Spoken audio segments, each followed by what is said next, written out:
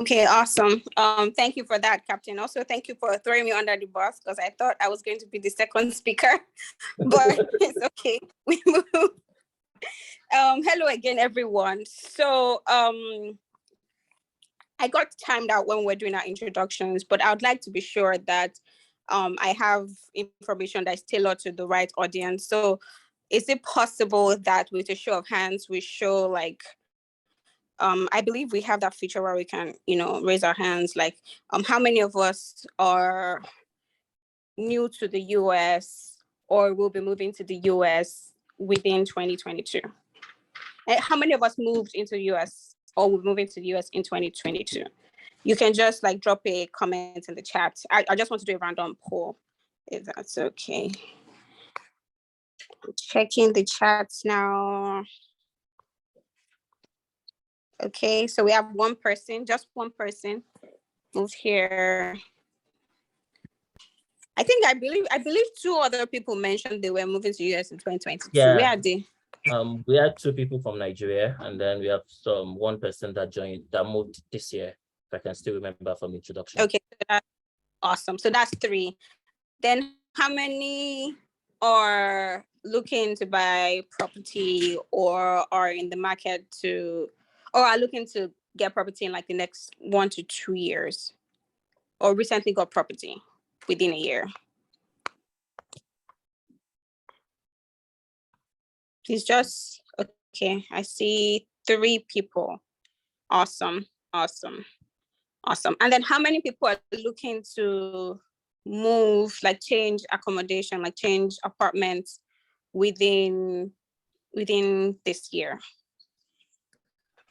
Let me look at the show of hands, please. Okay. Awesome.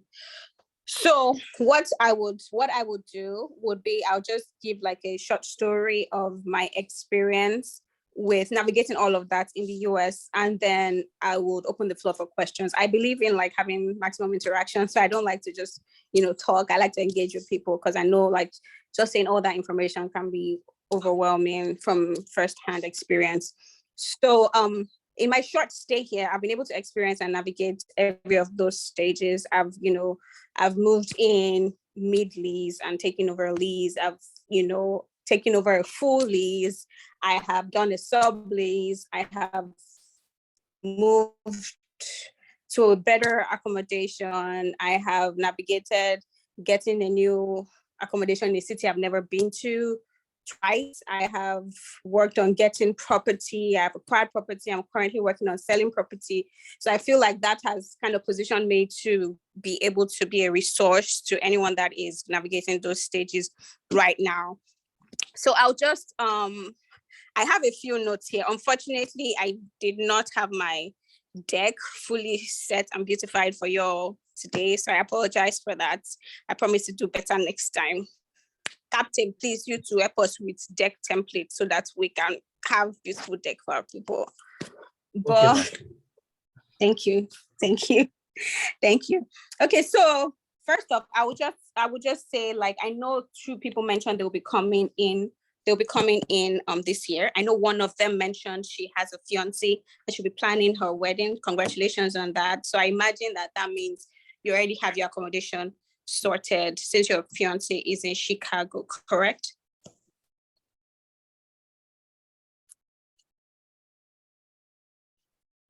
I think she's on this call. She just does not want to talk to me. Is it the person in Chicago? Yeah, it's the person that have Chicago. Oh, she raised her hand. Yeah. Okay, yeah, please go ahead. No, I think she's just saying yes. Oh, she's saying yeah. Okay. Mm-hmm. Thank you for clarifying that. Okay, so let me just ask a question. Can we just, in Jesus' mind, just put what you want from this conversation in the group chat? That way we can discuss it, because I feel like there's so much information, and I would hate to just provide you with information that is not applicable to you in the stage that you're in. So for this accommodation session that I have the privilege of hosting, can you just put in the chat? I'll be looking through the chat what it is you're looking to get. It can be as basic as free rent or discount accommodation or getting rid of my roommate. It can be anything. Just put whatever it is that you're looking to get from this conversation, and I'll be happy to address it. Buying a house and building credit, acquiring properties. People are people like that. Keep it coming. Okay, buying a house and building credits, acquiring properties. Okay, let me address those two first. And then if you have any other thing, you can still put it in the chat and I'll go back to review. So buying a house and building credits, yes, I would address building credit first. I feel like building credit is something that is very essential and a lot of people do not know the importance of it. So like building credit is not just, wait, is there somebody covering finance? I don't want to go and cover another person's topic. Do we have a finance session today, Captain? No, we don't. Finance section, no, we don't. Okay, we don't have finance. Okay, so I can talk about, because I don't want to go and talk about something that somebody else is already prepared to talk about. Okay, yeah, so building credit is actually very critical to you being in the US and you thriving in the society, because I know that a lot of us, if we are coming with a Nigerian mindset, we don't want to owe, so we don't like to like get credit cards and all of that. We feel like it's bad, but the truth about it is it actually works in your favor. So like the earlier you start building credits, the better, because when you start your credit history, for example, it factors in three very critical factors. The first is length of your credit history, which is how long you've had your credit. The second is your promptness in paying your bills. And the third is your annual utilization of your credits. So annual utilization of your credits is like, if I give you like 10K worth of credits, for example, it's recommended that you spend less than 30% of your credits every year for you to maximize your credit score. So try to spend below 3K of the 10K and you're good, right? Then the second is how prompt you are with paying your bills, which is also very important. If you miss a bill, it can dip your credit card, like it can dip your credit score like maybe 30 points, which is, which builds up over time. So one thing that you can do to navigate that is setting up auto payments for all your bills. That helps. Now, the most important thing that I want to address, which is something that a lot of people are not aware of, is building credits. Like as soon as you get to the US, it's very important that you apply for a credit card, because you start to build credit history. It's like a baby getting a birth certificate. That's where they start to recognize you in the financial world, that this person is actually a responsible entity in the economy, right? So when you apply for a credit card, you can just like apply for like a simple credit card like Discover. I know Discover has some for students. I know like there's some credit cards that if you're new, they don't want to take the risk by giving you the credits. So you prepay, I think. I know a friend of mine did that. She wasn't eligible for credit. So she actually got a credit card that she paid like maybe 500 ahead of time. And then they used that 500, they gave it back to her in credits, and she started building a credit history with that. And then after a while, they now started giving her more credits. But it's very important, even if it's 300, start with that and start to increase your credits. What does that do? That starts to help you build length of credit history, which sets you up to get better rates if you want to get property, or you want to get a car, you want to get anything, any loan whatsoever, business loan. Your credit history is one of the things, or is the first thing anybody will look at. For credit history, I feel like it's safe, you can shoot to go like above 700. Anything, over 750 is over sabi, but it works in your favor. If you have more than 750, if you want to get properties, always advisable to go for like 740 and above. I think I had close to 750 when I applied to get my property, and I was able to get like really good rates because of my credit history, because I paid my bills on time, and because what's that third one? Please remind me. Credit history, I paid my bills on time, and my utilization, I kept my utilization below 30%. So I'm saying that now. I would say a funny story that a friend of mine that happened to a friend of mine. So she was like telling me that, oh, what she's doing now, she just got to the US, so she got credit card, and she was like, oh, she's just paying people's bills with her credit card and collecting the cash. And so she has maxed out her credit card and she has so much cash. And I'm like, you have no idea what you just did to your credit score. Like, you just tanked it because you don't even need the cash. If she needed the cash, it was one thing. She didn't need the cash. She was just collecting cash and paying with credit card for people. And then her credit score just tanked.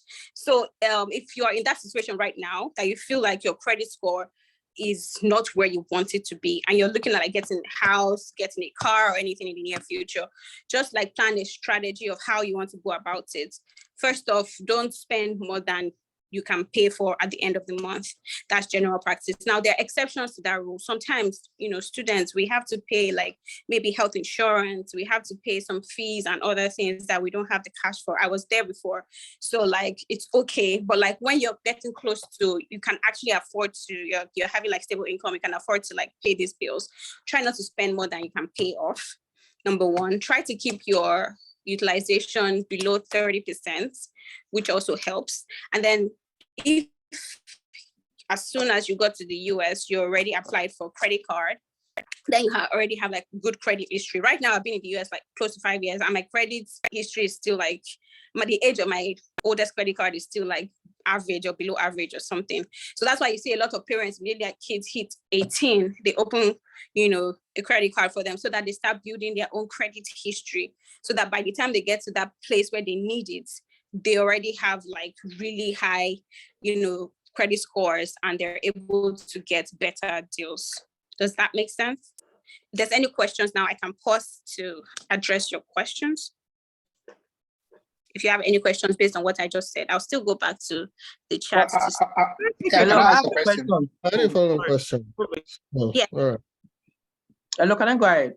Yes, sure. You said 30% of your credit, the credit that was offered to you. For example, initially they gave me 1,005.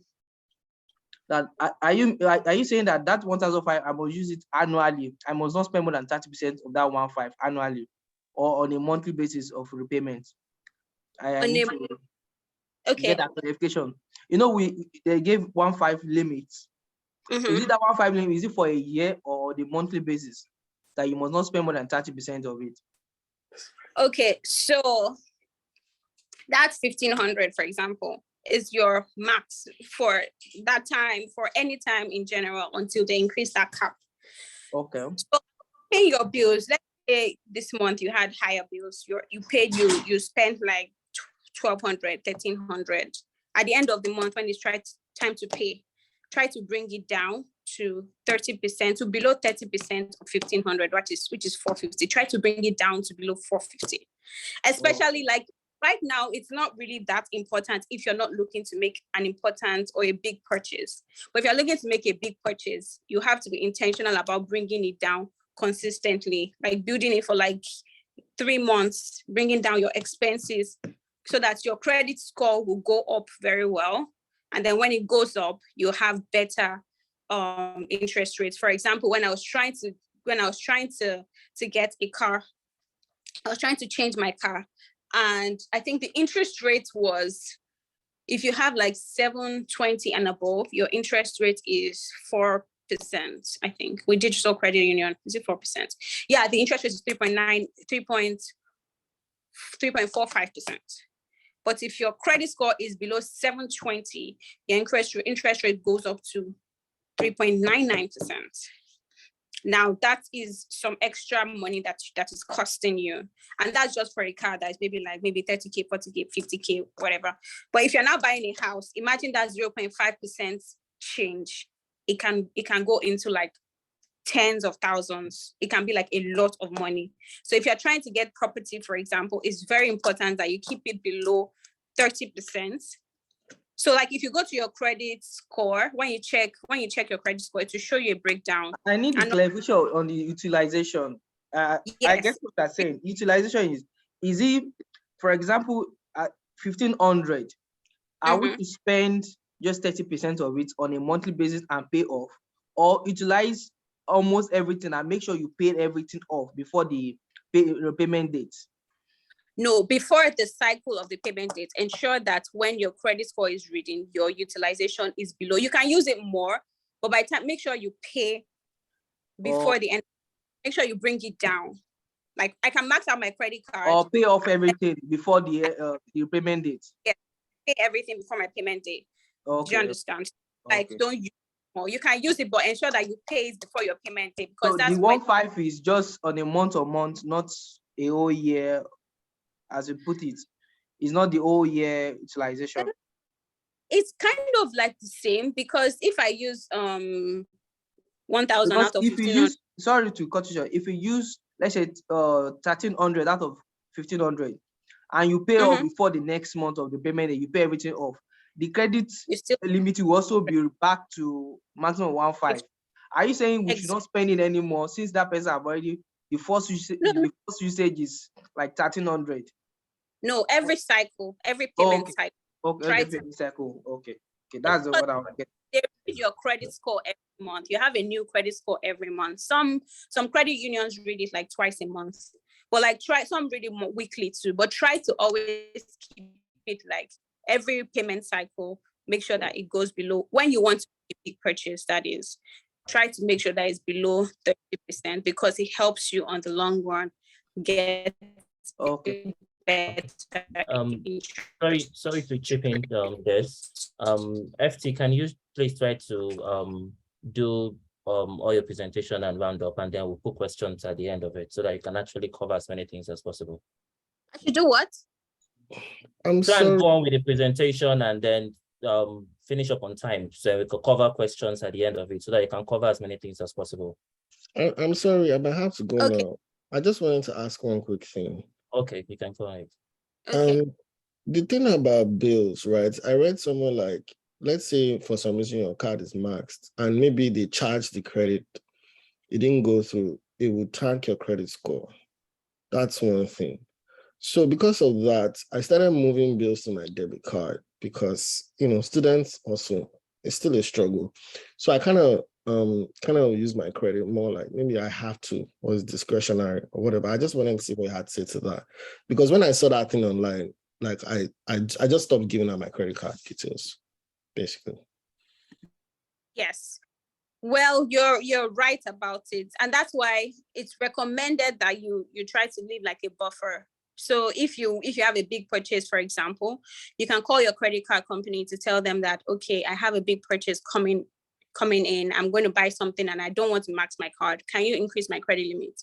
And they'll actually increase your credit limits. But it's good that you're moving your stuff to debit cards. But like, if you don't have that option, you can actually call your credit card to tell them to increase your credit limit, or you can request for a credit limit increase online from the platform directly. So try not to like make sure you have 1,500 and you're not going to spend 1,501. It's going to tank your credit. Like, 1,400, 1,450 is fine. Yeah, so some credit cards like Capital One also provide credit scores. Yes, exactly. So when you pay your bills, you can see your credit score. All my credit cards have their credit scores. All my credit cards have their credit scores. So like there's one that uses TransUnion, there's one that uses FICO, and it actually differs across different platforms. So I try to make sure that I keep all my cores compliant so that at any point in time, my credit score is good. Another thing I wanted to mention is that your credit score, your credit is total. So like if you have 3 credit cards and one is like 3K, another one is 2K, another one is 1K. Altogether, you have 6K credits. So that 30% utilization is going to be in total. So it's not like you now focus on this credit card and say you want to do 30%, bring it out 30%, and the other ones are maxed. No, it's in total. So that's 6K. The 30% will now be 600 times. That will be 1,800. That's what is recommended. It's not like it's enforced. It's just and it's good for you when you have to make a big spend. Yes. So another thing I wanted to chip in. Captain said I should run through everything. Another thing I do want to chip in is when you're getting a new place, there's something called specials.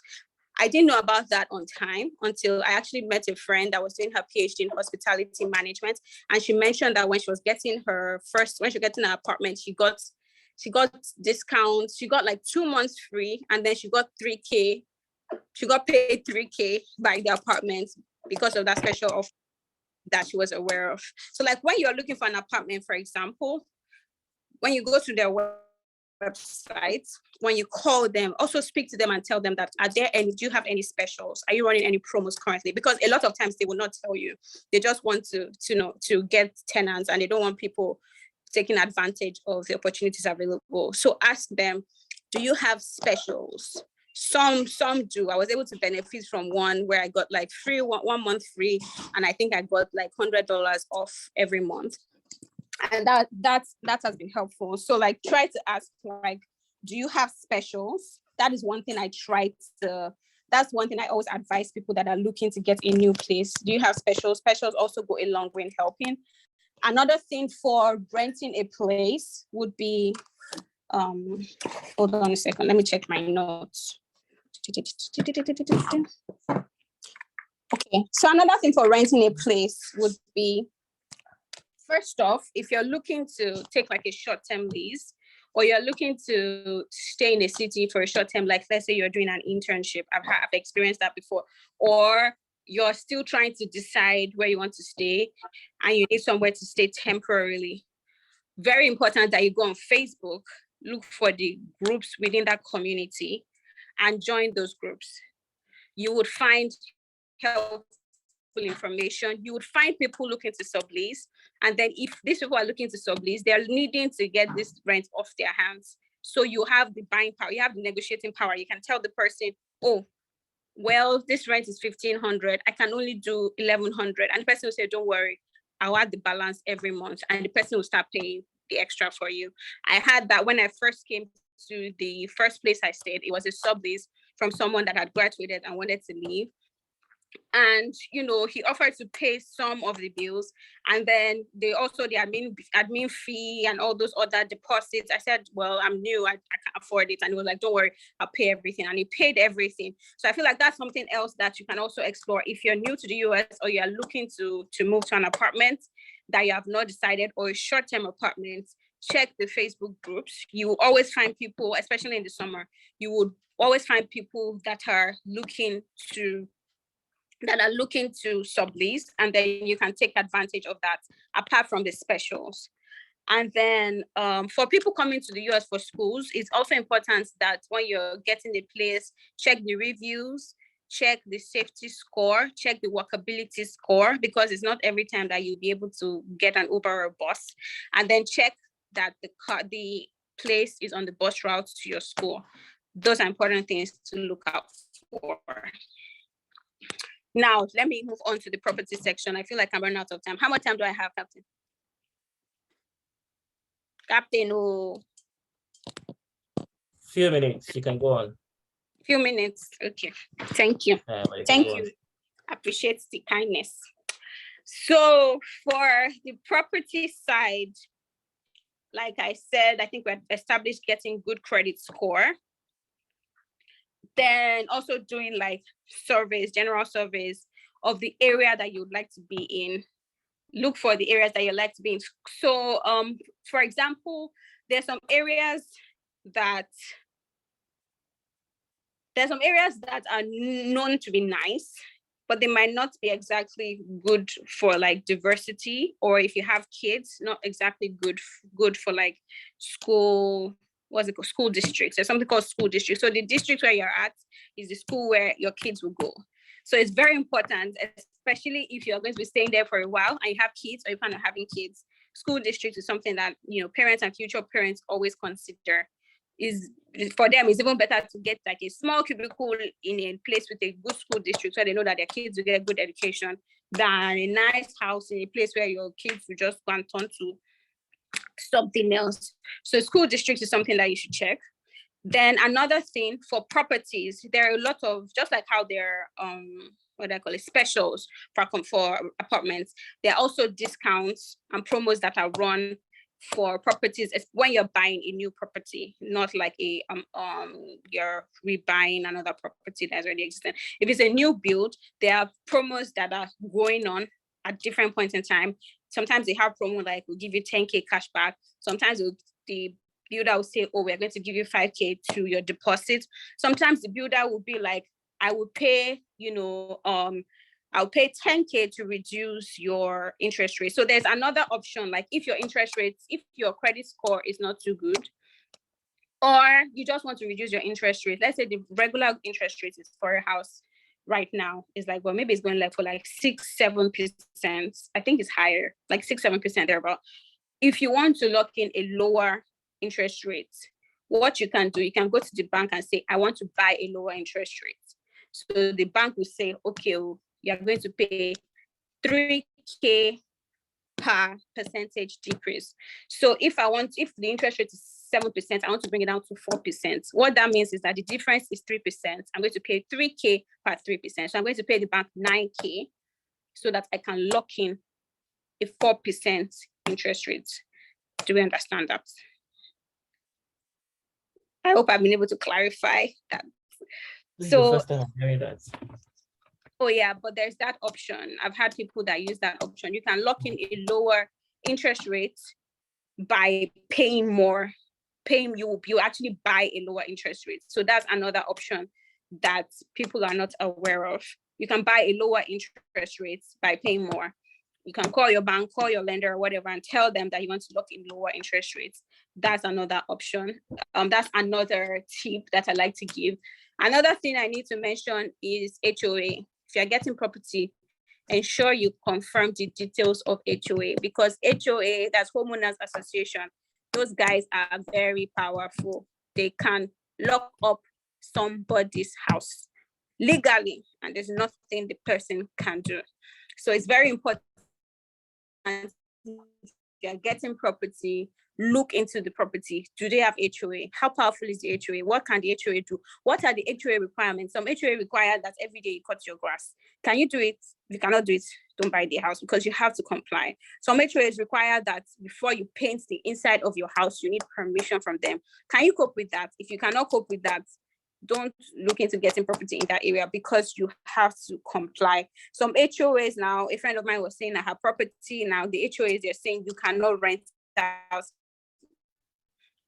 properties. Like my HOA, they don't even allow renting. So it's only for residential. I cannot have tenants in that house, even though I'm no longer there. I moved to Austin recently. I can't have tenants there, right? Some, my friend's HOA was saying, my friend's HOA, for example, they allow renting, but it's only 10% of the number of houses in the estates that can rent. So if they have 100 houses, 10 people have already rented out. You cannot rent house. You can't rent out your house again, even if you're moving. You have to be in queue and wait for somebody else to stop renting or sell, and then you'll be able to rent. So HOA is another critical thing that I always, advise people to look into, because this highlights, like when you're trying to get a house, you're excited, you're happy, it looks like okay, everything is falling in place, but it's very important that you factor all of that in and read everything, read the bylaws, understand everything before you proceed with getting a house. I think with that, I've been able to cover pretty much everything. And so I'm going to open the floor to everyone for questions. If you have any questions, be happy to clarify. I know that, Statolu is also a veteran in this space, so she'll also be able to chip in as well. Questions. I wanted to, if you check the chats, Udoka posted something about the statement date and the payment dates, which is very important. Can you? Commercial real estate. Huh? Where's that? I'm trying to see it. In the chat room. Okay. For utilization purpose, statement date is more important than payment due dates. Yes, exactly. You're very correct. Yes. Statement date, yes. Yes, statement date is very critical. That's the point where they actually report your credits. So before your statement date is when you should make that payment, because that's when they report your credit history to the credit bureau. I think Udoka nailed this. Thank you for that, Udoka. For mine, I don't know whether it's generally for all credit cards, but for mine, I know statement I've monitored it and I'm realized that statement date is always 5 days after payment dates. I don't know whether it's Same for general me. for everyone. Yeah, same for me. Yeah. Same for me. It's always 5 days after payment date. So if your payment date is on the 10th, they are going to send your details to the people that will calculate your credit score on the 15th. So try as much as possible to pay something good to it, to bring it down to 30% before the 15th of that particular month. So do we have any other person that has a question to ask I concerning think someone, yeah, go ahead, Captain. anyone that I has a think, question? I think someone asked the question. I think Udoka, he mentioned commercial real estate investment. Is that even doable? Yes, commercial real estate investment is very doable. However, for commercial real estate, first off, you have to have a minimum, the interest rate is much higher than a residential property.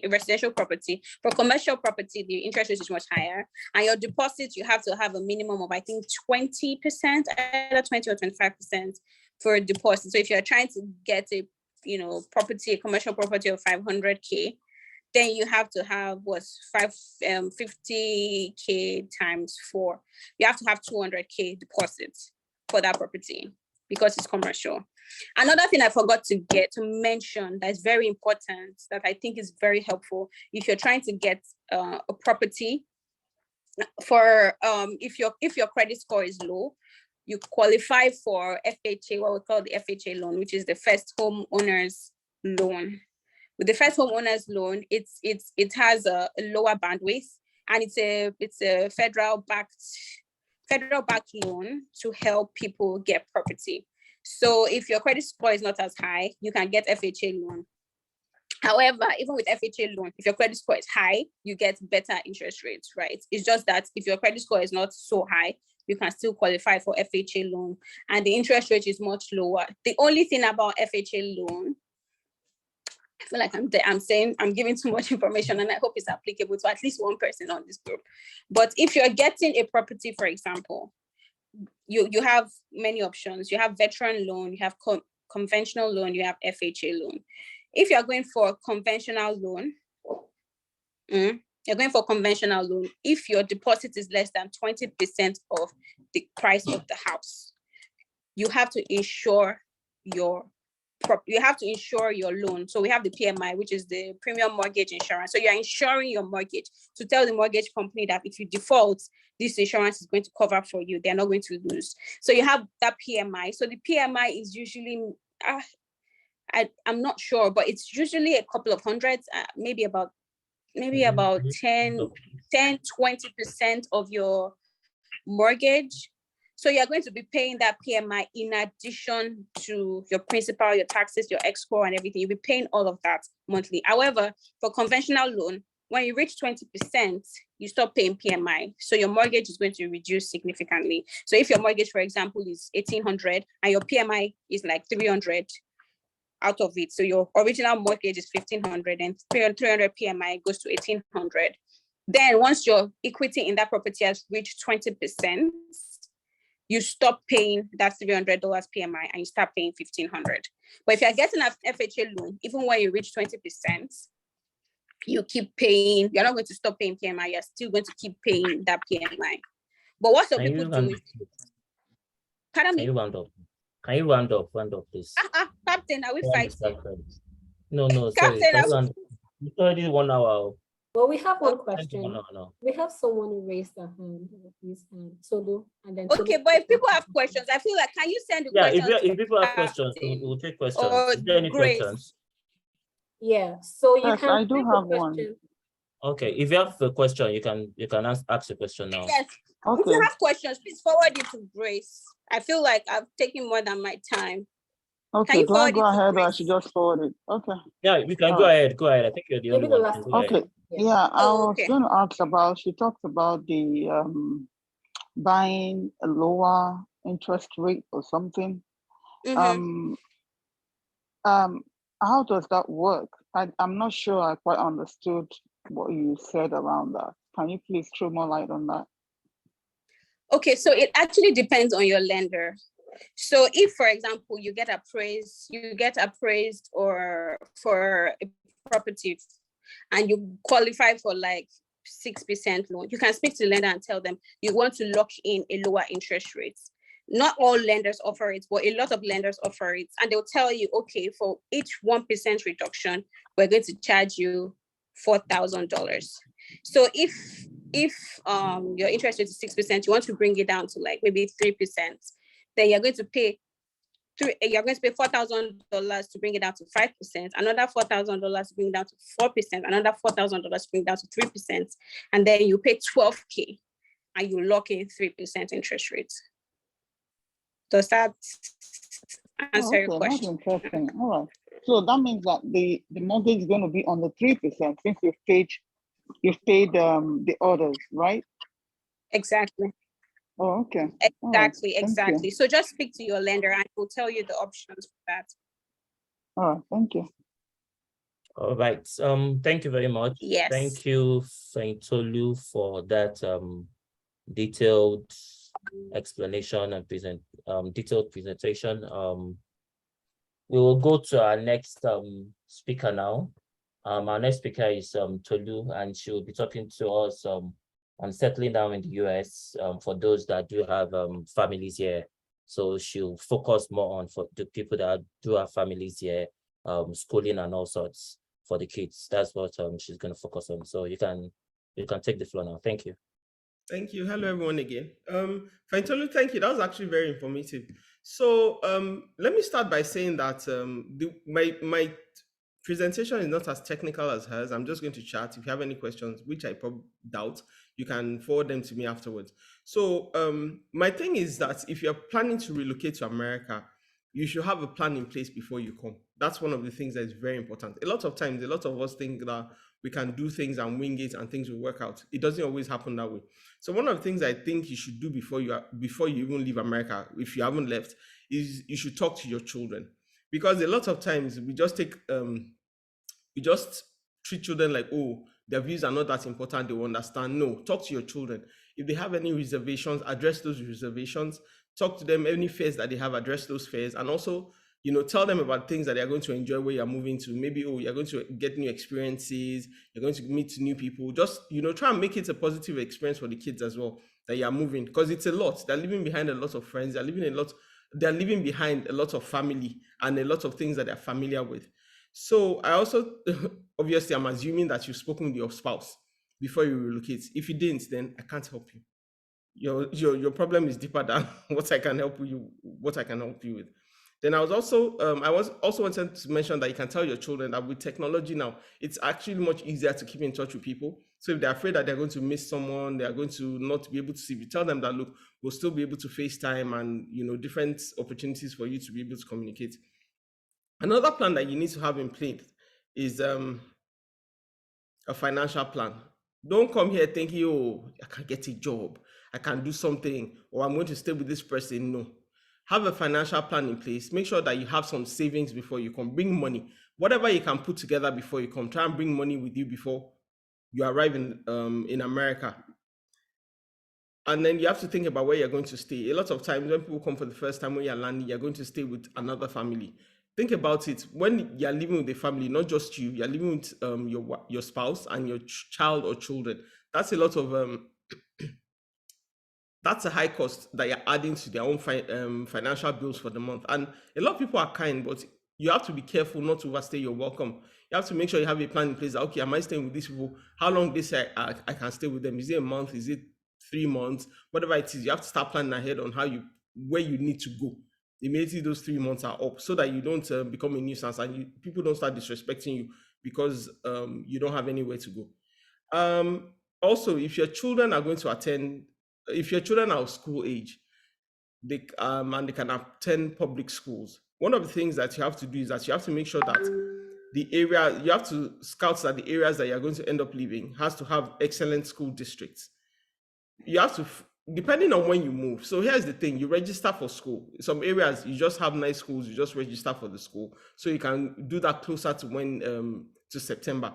But if you're arriving, like say, the end of a school year, it's easier for you. You have more time to do things. But if you're coming close to, like say, September, you have to be able to research ahead the school districts to know which schools, because in America, because America has a reputation for having an excellent academic structure, it doesn't mean that every single school has good academics. There are some schools that a lot of times America does this thing where the taxes of the homeowners in an area are part of what funds the school. So you find out that areas that have a higher income, that has higher net worth individuals living there, tend to have better schools than areas that have people that are not as rich. So when you're looking for where you're going to send your children to school, be very careful that you scout out the area and you make sure that it's an area with good schools. And if unfortunately you cannot live in a better area because you're just arriving and all that, try and find schools that do not restrict attendance based on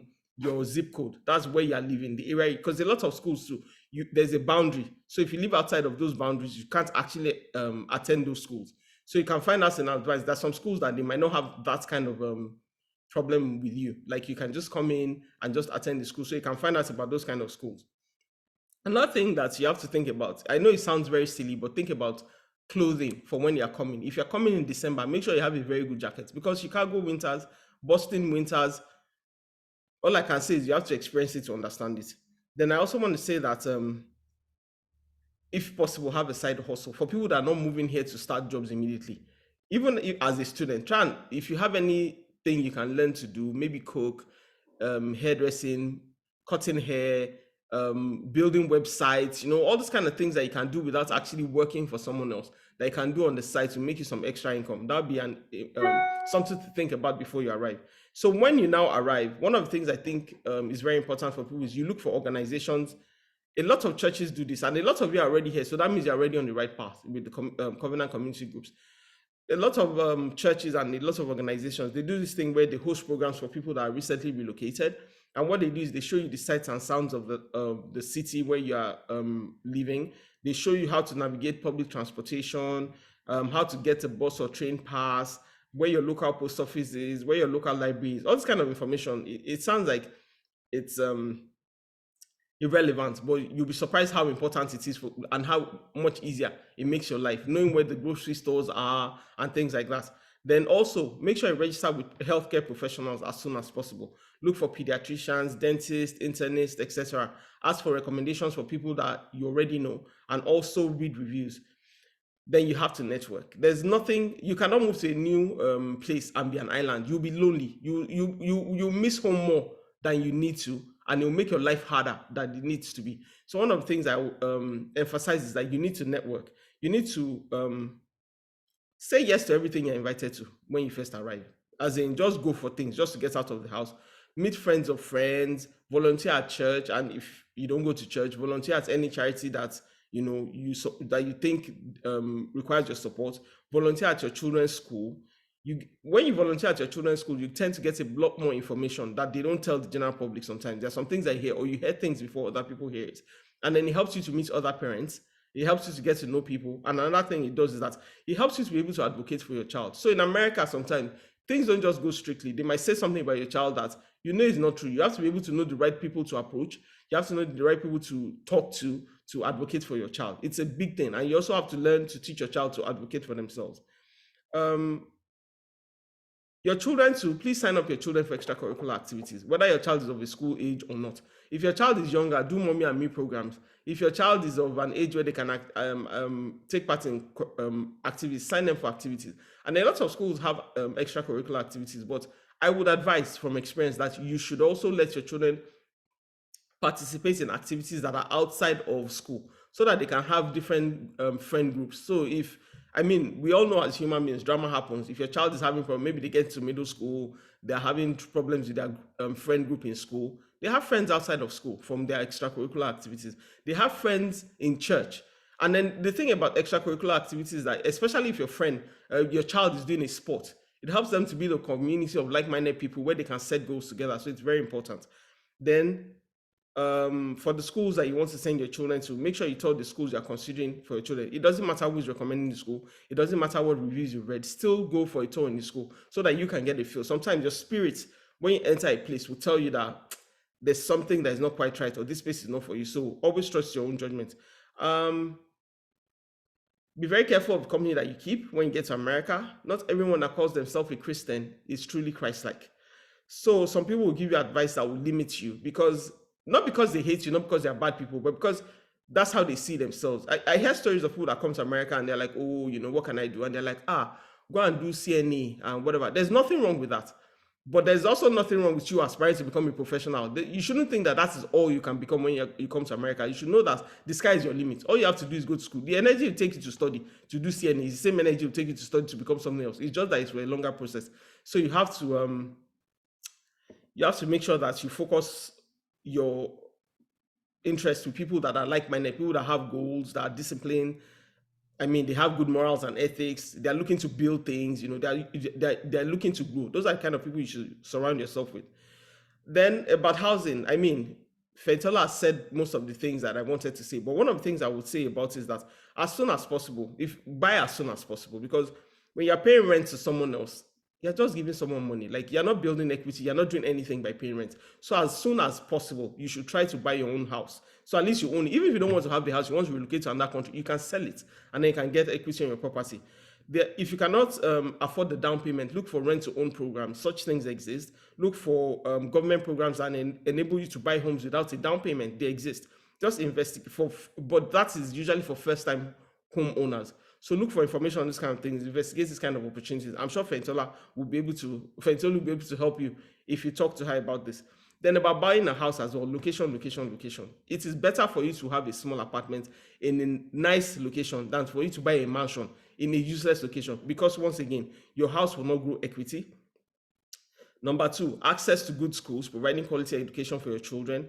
Then you don't want to live in a violent area. You don't want to live in a food desert. A food desert is something that is an American thing. Like, so you have some areas where there access to like fresh food. You know how Nigerians, we like to eat vegetables, we like to eat fruits. Like, some areas in America, for them to get stores that sell these things, it is very hard. Like, you have to travel a long way to get access to this kind of products. It's only canned foods and processed things that are available easily to them in like the little stores around their area. So you don't want to live in a food desert. You want to have access to good food. And then you also don't want to live in a violent area. We came here to prosper and to do better. We didn't come here to get hurt. So you have to be very careful. Then if possible, live close to people that you already know, because it builds you an emergency network for childcare. The thing about it is that you can pay for nannies, you can pay for babysitters, but they will disappoint you.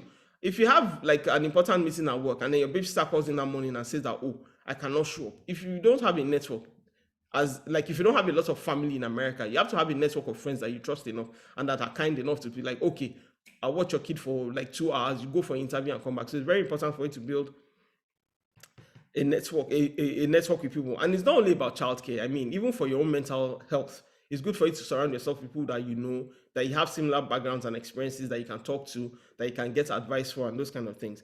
And then another thing you want to do is you want to live close to your children's school. When I say this, it's better for your children to live close to their school and for you to commute a long way than for your children to be commuting and then you are close to your office. Because children, there's always activities. They have to go back and forth. They forget things. You have to go and drop it for them. They finish school. They come home for 3 hours before they go for practice in the evening. You want it to be easy for them, even especially as they grow older. When they're younger, it's still easy, taking them everywhere by themselves. But by the time your kids are getting older, the different kids are beginning to have different activities. You might not be always able to carry. You can't take 2 kids at the same time. If you don't have, if you have 3 kids, you have 1 babysitter. You take your child to one parent takes one child to one thing. Another sitter takes on. There's a 3rd child.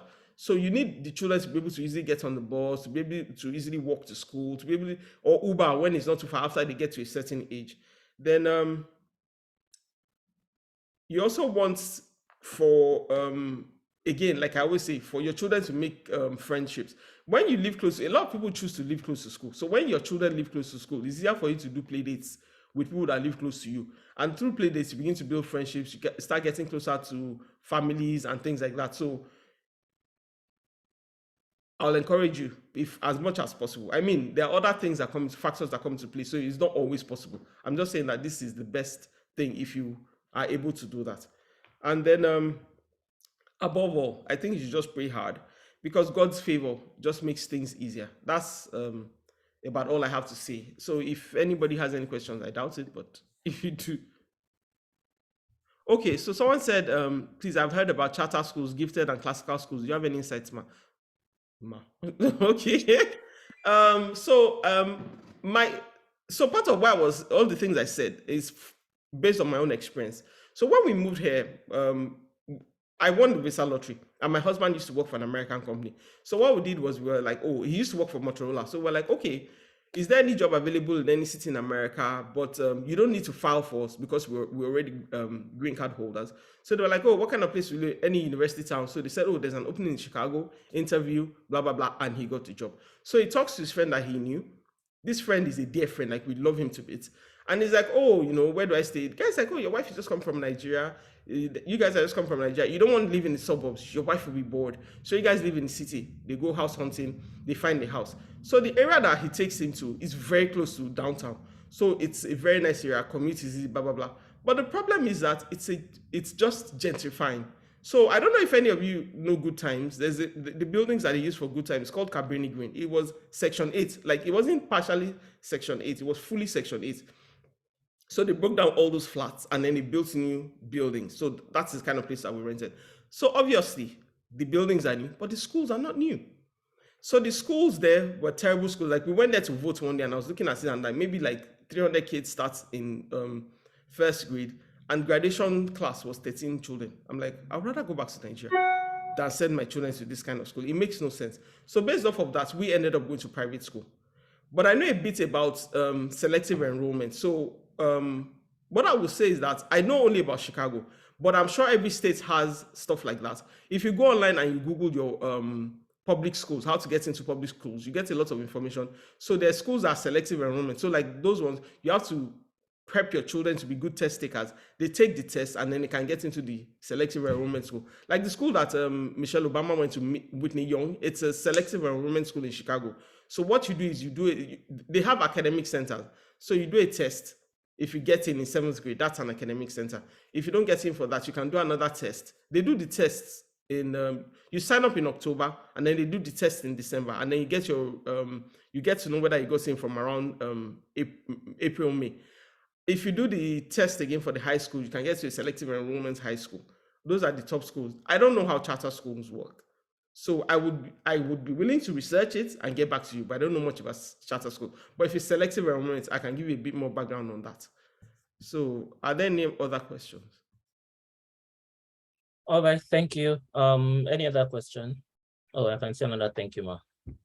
Any other question? Yes, Yeah. I do. I have a question. Okay. This is Uwa. I just want to know what your opinion is on being a stay-at-home mom to raise the kids for a certain amount of years than pursuing a career alongside taking care of the kids. What is your opinion on it, Ma? Okay, so that's an interesting question. I'm actually a stay-at-home mom. So, and I will say, I've done it for, I've been home for a long time and I hate it. I just want to put it out there. That's it's fun. It's interesting because I think it's amazing because you get to see your children grow and it helps you to hear things like when you drive your children to school. There are sometimes that even when you're with them with their friends, they say things in the back seats when they don't realize that you're listening. So you get to catch a lot of stuff about them. But what I would advise, what I started eventually, which I didn't start on time, is that I started doing a business that I didn't need to go into an office. I didn't have to work for someone. So that makes it better. You have some sort of income and you are also kept busy. Because the truth about it is that as a mom, it can be very consuming. Like you take care of your children, you don't have as much time as you should to take care of yourself. And then you tend not to socialize as much as you would if you were in an office. Like when you're in the office, people are like, oh, it's Friday night, let's go out. Oh, let's do this, let's do that. For moms, it's a bit harder. So I think that if you want to, people make it seem like being a stay-at-home mom is easy. It has its advantages, but it also has a price that you pay. So I will say that. So if you have something that you can do to occupy yourself, even if it's volunteering, have a business that you do on the side, that will make it very easy for you to succeed as a stay-at-home mom, but as a stay-at-home mom. And then working, there's nothing wrong with working if you have the right support system while you work.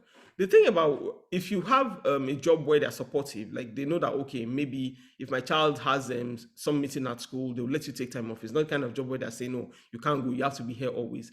If you have, like I said already, you have a network of people that when your children, they get back from school, you know, there are people to take care of them, to watch them. Because a lot of times you don't want to just leave your children with babysitters, because you might think a person is a decent human being, but when you're not there, they're a totally different type of human to your children. So you want a situation where you can monitor the people that are taking care of your children. If you have a good network and you have people that can support your children, go ahead and be and work while your children are growing up. What I would say is that whatever time you choose to spend with them, that you have to spend with them, even if it's only on weekends, if it's 1 hour every night, make sure it counts. Like, don't do anything. Like, don't get distracted by phone calls. Don't say, oh, let me quickly send this email. Whatever, that 1 hour, make sure it is for them. Let them know that, this is my time with mommy. And it's still very beneficial. That's what I think. So hope that helps. Thank you. Yes. Thank you. Thank you. I think Desola has asked our own question. Tolu, are you there? Hello, Tolu, are you there? My namesake, are you there? All right. So Me? Is it me? Yeah, you have your hand up. Oh, No, I'm not sorry. Tolu. Tolu. I'm No. confused because I'm like, my name is Tolu, not Tolu. no. No, not Tolu. Tolu. Okay. But I have a question. And Okay. that's going back to what's was filled on the form. I know someone or two people actually talked about starting a business, and I know you just said you started a business. So if you can maybe just talk for 5 minutes about starting a business here in the US, maybe for 5 minutes. Thank you. So my business, what I do is I cater. So it gives me time and flexibility. That is why I do that, because I still like to be able to do things, take them places, know what they're up to. So starting a business in America, there's so many resources. I mean, I don't mean to be rude, but Google is actually your best friend. Like, if you want to say how to start a business, if you look in your where you live, there's small business groups, I mean, there are organizations that help you. They tell you how to write a business plan. They tell you how to access resources as a minority. I mean, that's an advantage that we all have coming from Nigeria, especially the women. You're a double minority. You're a woman and you're Black. And then it meant to you're still a minority. So they try to encourage minority businesses. So that's the kind of thing that you want to look for. They have like mentorship programs that are free. You don't even have to pay. Their mentorship programs are available. So for that kind of thing, I think it's very my business is not technical. I just started cooking in my kitchen, and it was a joke when I started. As in, people like, oh, I like your food. I'm like, yeah, pay me now. And then truly people said, okay, how much? So that's how I started this. It was like a joke. But even if you want to do something more technical, you can just Google it. That's one. And then two, I keep saying this. I know they're not paying me, but the Covenant Community Group is a wonderful resource. Even if you go online, onto YouTube, we have so many videos of people that that they have we've done videos on how to start a business, tax issues, all those kind of things. You can go and watch those videos. If you have any questions, reach out to anybody in Covenant Community Group. Email me, email Adeoye, email Grace. Do you understand? Like, the wonderful thing about the community group is that any question that you have, we will connect you to someone that knows something about it. Like, there's usually someone that said, oh, this is what I do, and then we can connect you to the person.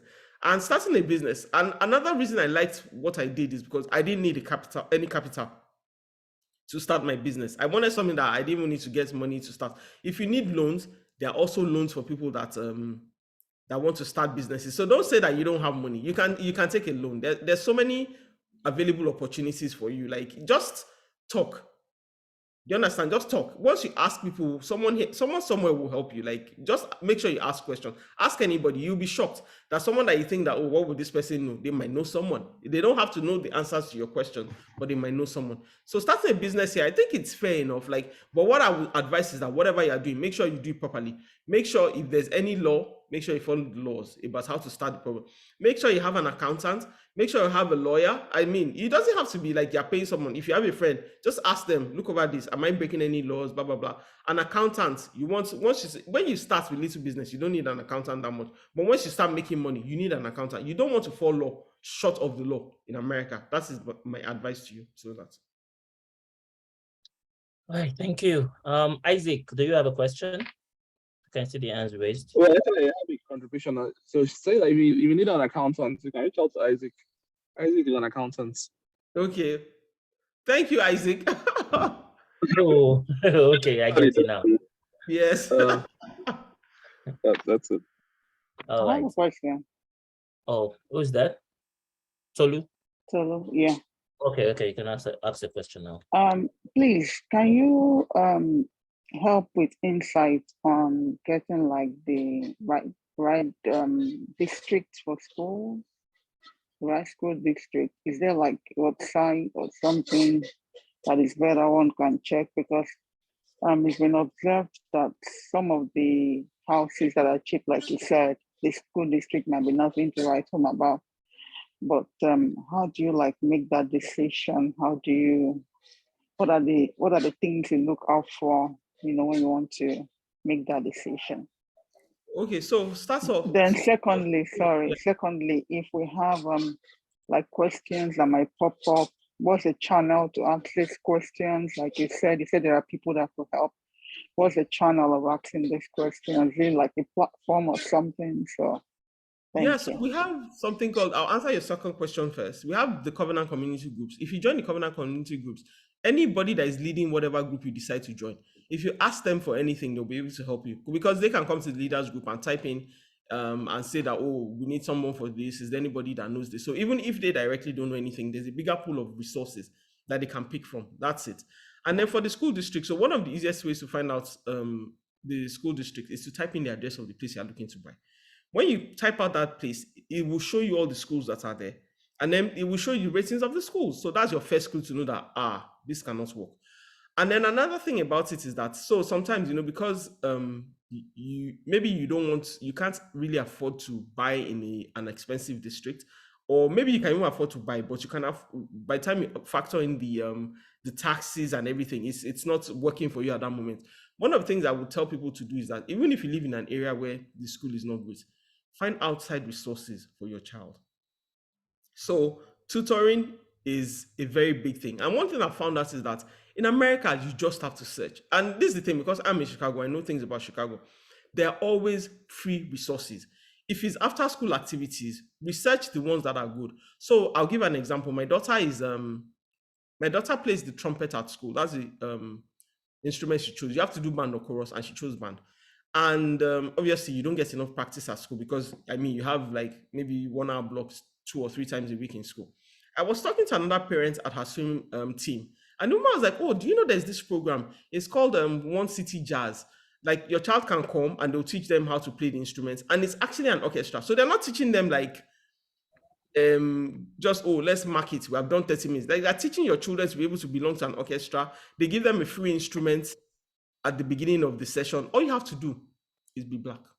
So those kind of resources, when your child is going to apply to college, if your child has been playing an instrument for 5 years and your child belongs to an orchestra, that is a big thing to put on your college application. It's something that can help your child to get scholarships, depending on the instrument that they choose to play. So those kind of, so if, because of financial limitations, you cannot live in the area you would prefer, if you stay in an area where you do not love as much, but try as much as possible, do the possible best you can to send your child to stay in the best school district you can, and then now use resources outside. The reason why I was talking about all these free things, that sometimes you don't have the extra resources for tutors either. You don't have the extra resources for paying for a music teacher. You don't have extra resources for paying for a swim teacher or whatever sport it is. So just look for free programs in your community.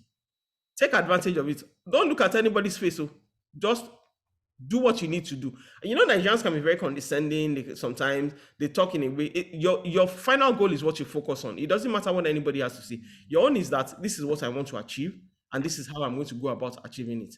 So does that answer your question? Yeah, it does. Yeah, it does. Another thing I wanted to say is that private school is also an option. If the school where you are, but it's expensive. I can't help you.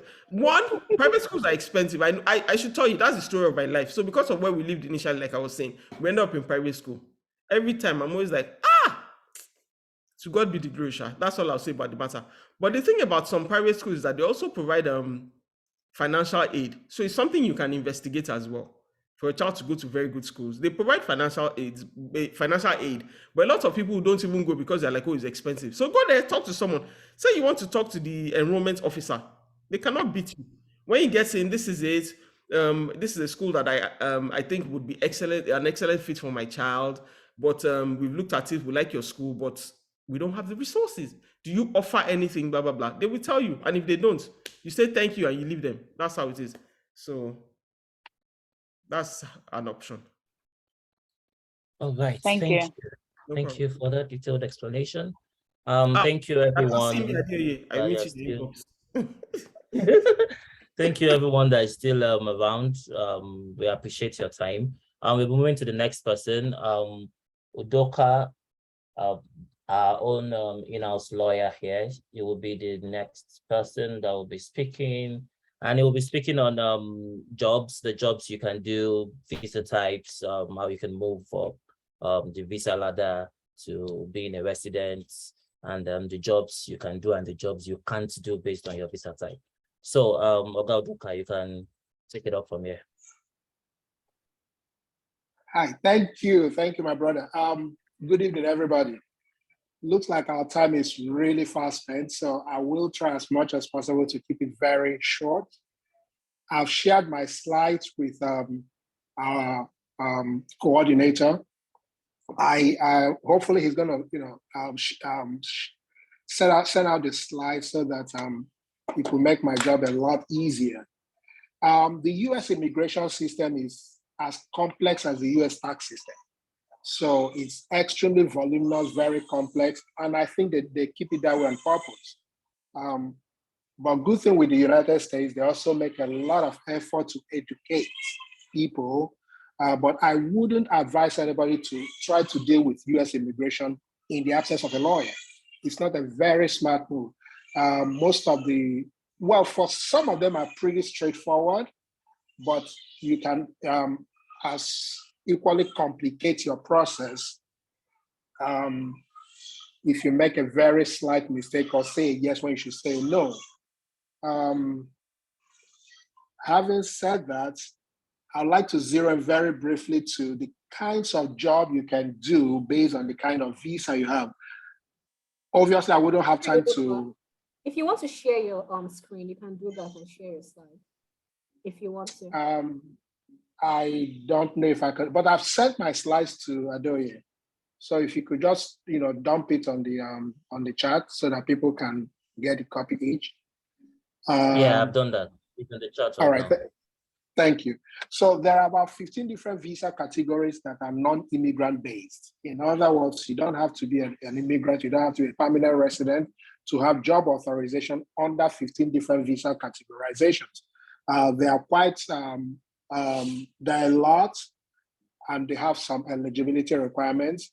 But the interesting thing about the non-immigrant visa category is that they also have numerical caps to them. They have limits to them. So the US doesn't want everyone to come at the same time. So they have Congress establish what they call annual numerical caps. The interesting thing, however, which also segues into US legislation, is that the US is actually hunting for certain type of people to come to the United States. So, and I tell people a lot, I've rarely found anybody I couldn't help get a visa. People seem to focus on certain types of visa, but it's amazing the volume of visa categories that are available based on who you are. But some are more attractive than others. But it suffices to say at this point that the US is actually headhunting people. They are positively headhunting people to give you visa, to bring you to the United States. So although there is an annual numerical cap, when you look within that bar chart, you'll see that there are certain workers they call priority workers. There are certain people, people with exceptional ability. There are people that they call skilled workers and certain special immigrants. So if you fall within this category, you represent more than almost 30% of the entire annual numerical limit. So what we are looking for are people that fall into those categories. And obviously, if you don't fall into those categories, and there are a lot of other categories you can fall into. Now, I would recommend most of this to help me provide better detail. We could take it out of this meeting because we obviously do not have time to give it the attention it deserves. But just suffice it to say that the US is welcoming. I am a member of the American Immigration Lawyers Association, and one of the talking points and the policy that they often recommend to policymakers in the Congress is the amount of contribution immigrants make. It's unbelievable. As of 2019, when we have the last data, immigrants have a spending power of $1.3 trillion in the United States. 1.3 trillion. So they have an unusual spending ability. Now, for context, there are 44 million immigrants in the United States. And they represent mainly 13.6% of the entire US population, but they contribute $1.3 trillion. So the financial world, the US economy is very aware of this data. So they do not want to mess with immigrants. Obviously, most of the things the media tell us is the not too good stories, but there is a very strong legislative drive. There's a very strong policy drive to get people to come to the US and to stay within the US. And that makes it a lot easier for some of us immigration lawyers to help people regularize their stay in the US or possibly adjust their status. So that's briefly what I'd like to share.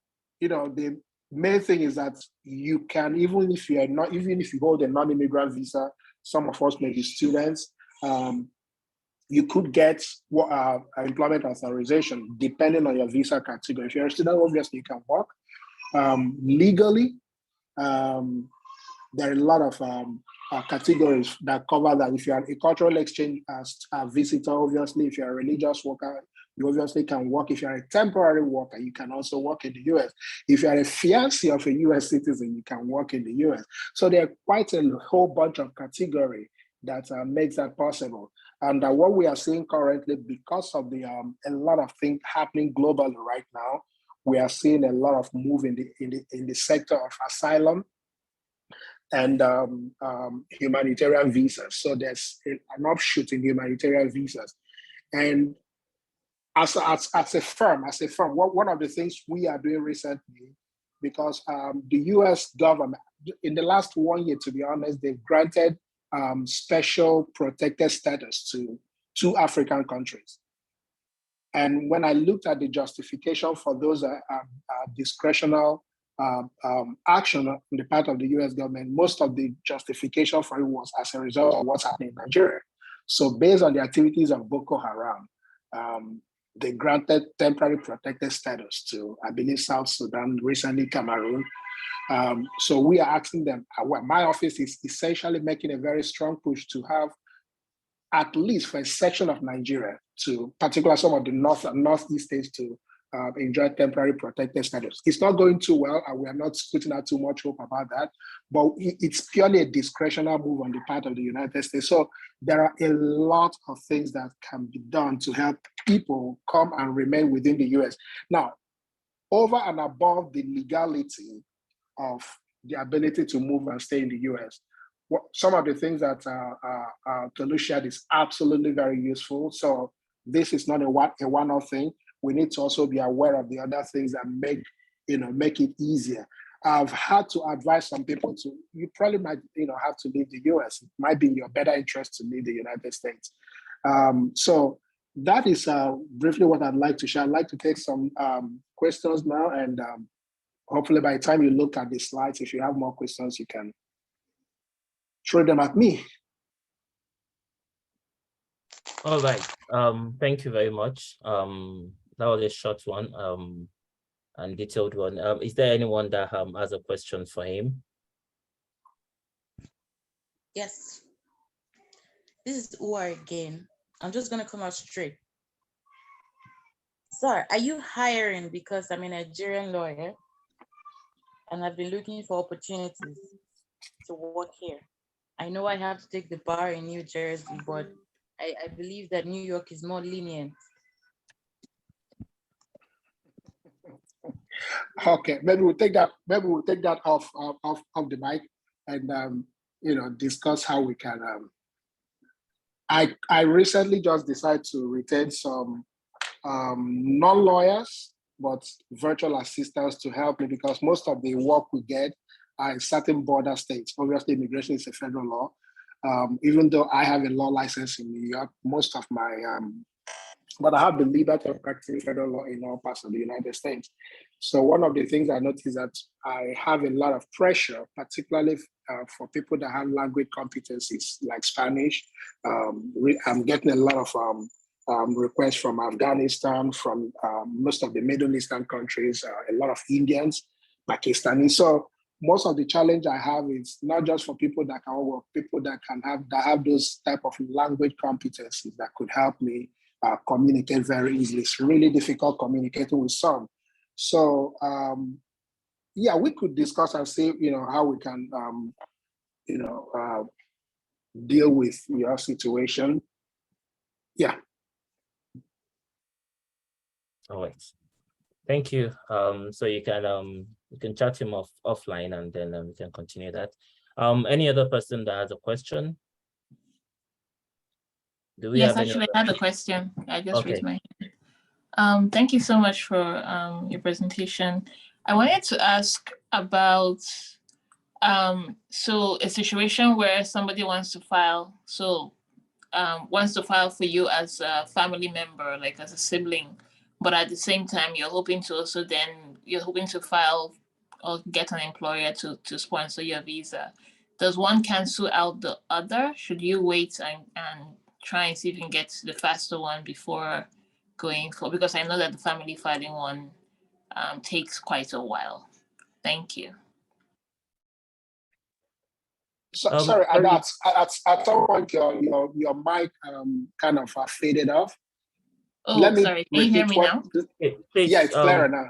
A minute, please. Just a second. Apologies for this. Please, is in the chat room. Can you see the slides? I have attached it and posted it to the chat. This No, actually can can't see. I can't see it. Oh, okay. It didn't attach. I'll do that again. All right, you can continue. Thank you. Yes, so I just graduated and I am looking for work that will allow me to basically get a PR, like an employer-sponsored PR role, right? At the same time, my brother is considering applying for me as his sister, but I know that process takes much longer. And so he was wondering if he started the process, would I have to stop working? I'm currently on my OPT visa. Would I have to stop working because he has started that process, or can I continue looking for, can I continue working one, and then can I still get an employer who will file for me for my PR? Thank you. Right.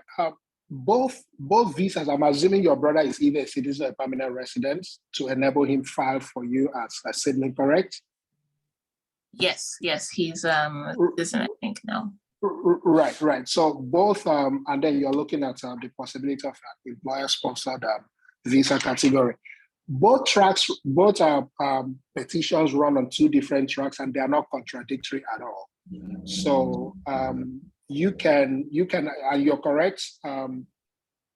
A U.S. citizen or permanent resident filing for a sibling who is above 21. There is a numerical limit, annual numerical limit, and obviously it takes a longer time. So you are looking at a minimum of 5 years, possibly more. So your best shot probably would be to pursue the other one, which is the employer-sponsored. If you could get it, you can, adjust, to an immigrant visa down the road.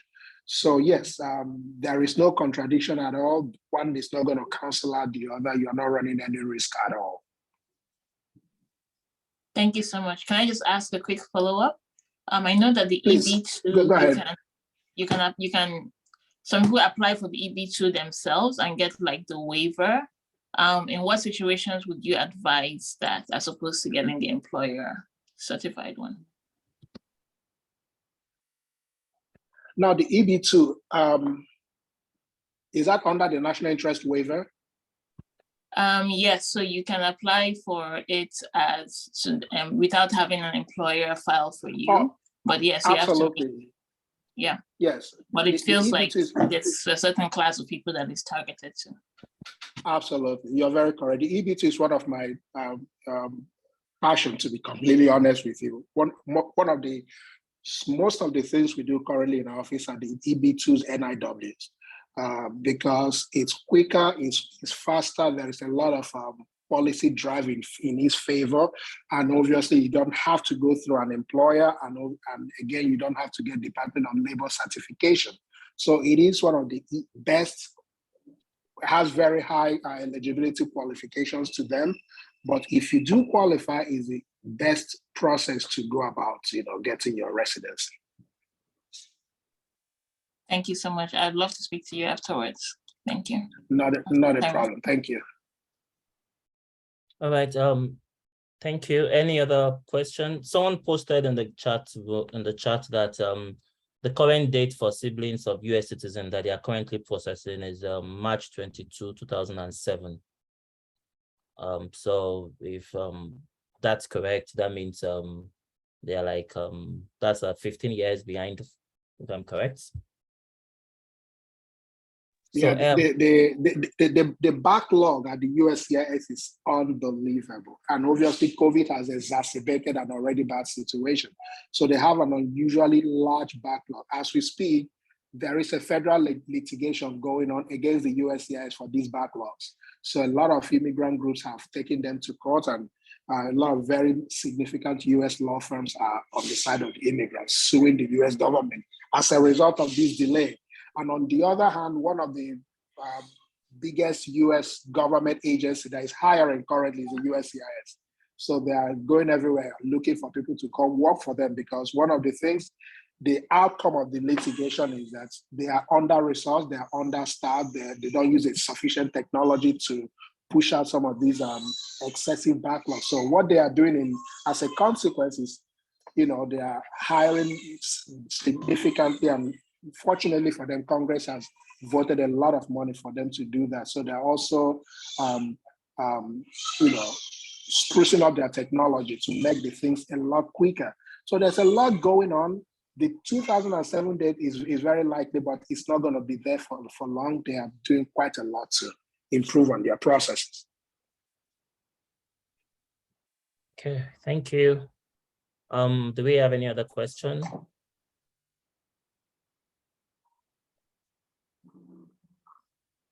Any other person? I think we're good. Okay, we've covered 3 speakers. Yes, you can. Okay, I just wanted to say to people that if you need advice, you might want to contact Udoka. So he can't say too much because that's his work. So he cannot tell you everything free. So you people too contact him. Talk to him. That's all I'll tell you. Bye-bye. Okay. So Udoka, do you want to give your number to whoever want to contact you, or are people chatting you privately in the chat right now? So we don't need to do that. Okay, I'm just gonna drop my number on the chat. Okay, good. So he's going to drop his number in the chat room. So if you want to chat him up, you can do that. Some people are still saying that they can't see the slide. Some people can download it, some can't. I don't know why that is happening. Okay, Udoka has dropped this number. So please, if you want to contact him after this, you can actually copy the number and then get to chat him up. Okay, I'm thinking of how I'm going to get this slide. I think it's only, can we all download? There's only one person that is saying that she can't download right now. Any other person that is still having issues downloading the slide? Any other person? Oh, 2 people. So what I can do is I'll share it when I share the recording with everybody. Oh, okay, good. Email addresses, I'll just, Thank you. So we'll get it in our emails. Everybody will get it in either their emails. I think that's good. All right. Thank you very much, everyone, for joining. I think we've come to the end of this. We planned 1 hour. Well, now 1 hour and 50 minutes, and we still have virtually everybody still joining. We say thank you. Thank you for staying this long. We appreciate spending your time with us. We will close now with a closing prayer. Can someone give us a closing prayer for us to close this? So if you want to contact anybody, if you need someone's contact, you can send you can respond to the mail that you're going to get, or the mails that you've gotten earlier. You can just respond to it, and then we'll get the person to know, and then we'll be able to know how you're going to contact, how we're going to connect you and the person. If you still need more information, maybe from Tolu or from Tolu. So thank you very much. Can we get a closing prayer from someone, please?